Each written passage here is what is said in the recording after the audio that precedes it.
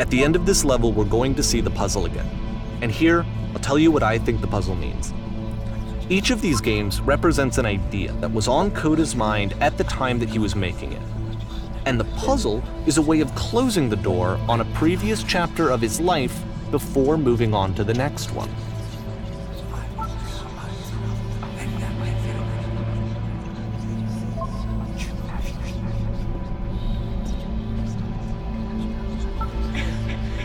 In each of his games, after exploring a theme that, he might find difficult, Coda can then place this puzzle that he knows has a reliable solution, he understands exactly how it works, and so it gives him a simple mechanism for moving on.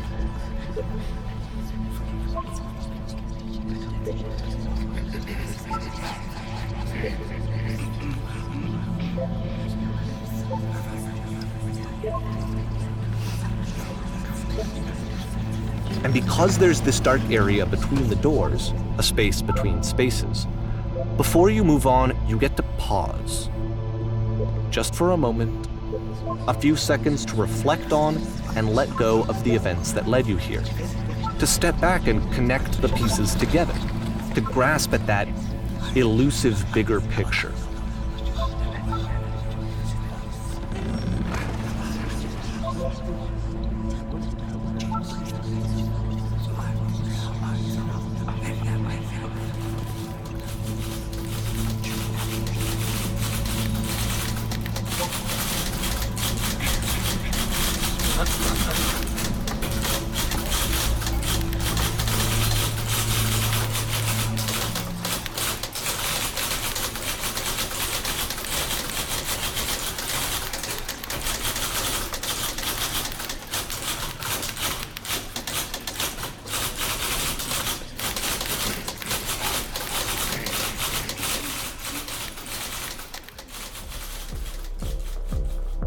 Okay, this one is tough.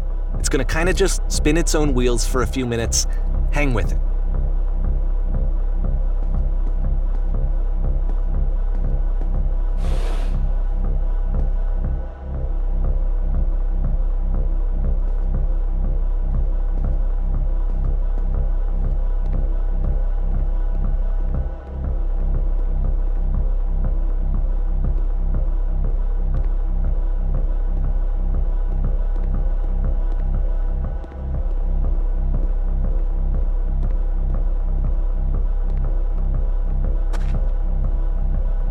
See, this is it, the whole game, and there's nothing that's particularly interesting about it. You just walk to the end of a hallway.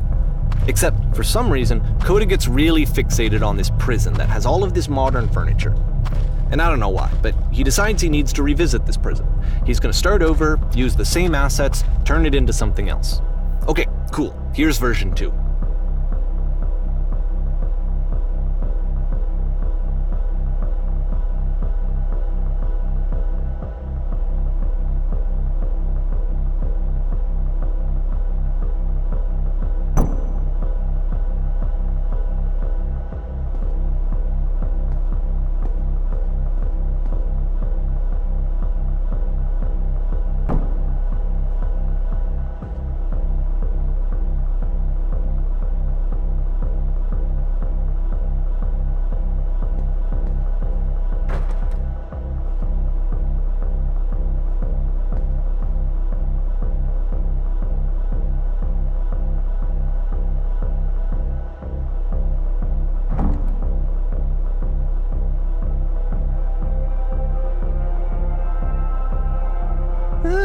there's a bit more to this one, but still it's not really communicating anything. It's kind of just weird for weirdness' sake.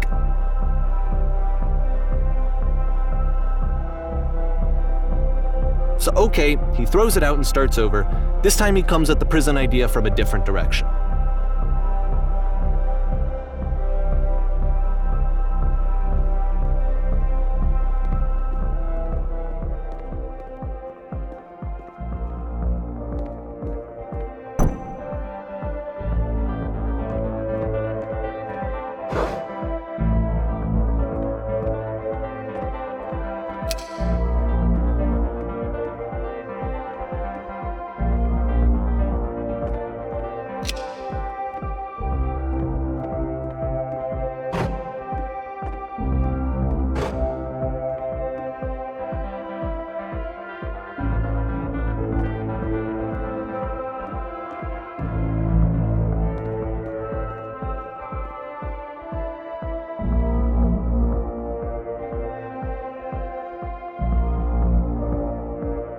And of course, now the table is gone and you can't begin the chain of events to escape.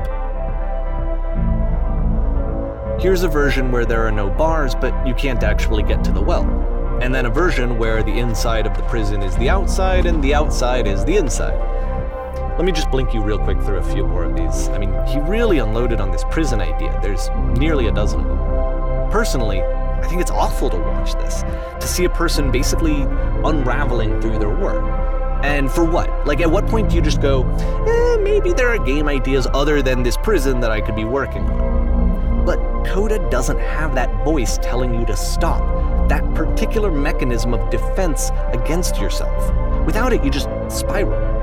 And so he keeps going and going and going and going and going, and then he hits on something. And he likes it. And that's it. He's done. He stops making prisons.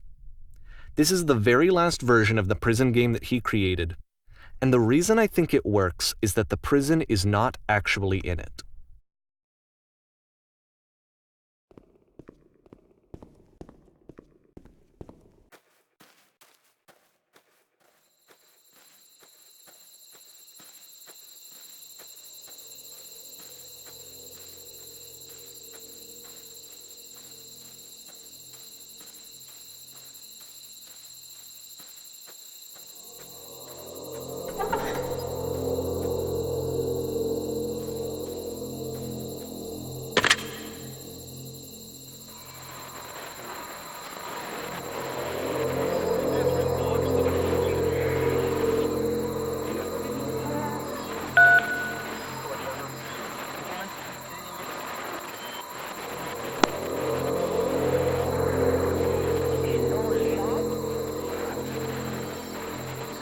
It's a conversation.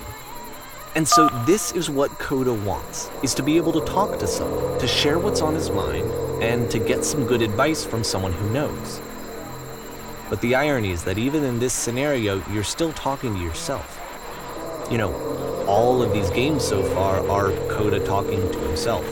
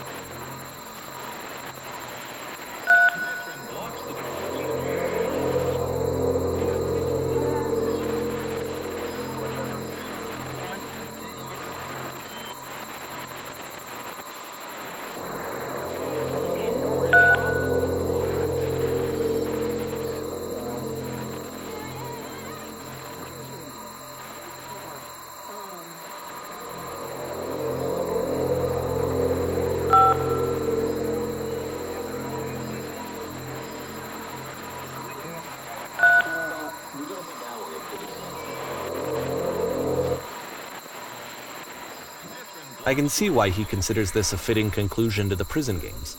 After all of the obsession and frustration, just to be told by someone you can trust that things are going to be okay. Wouldn't that be nice?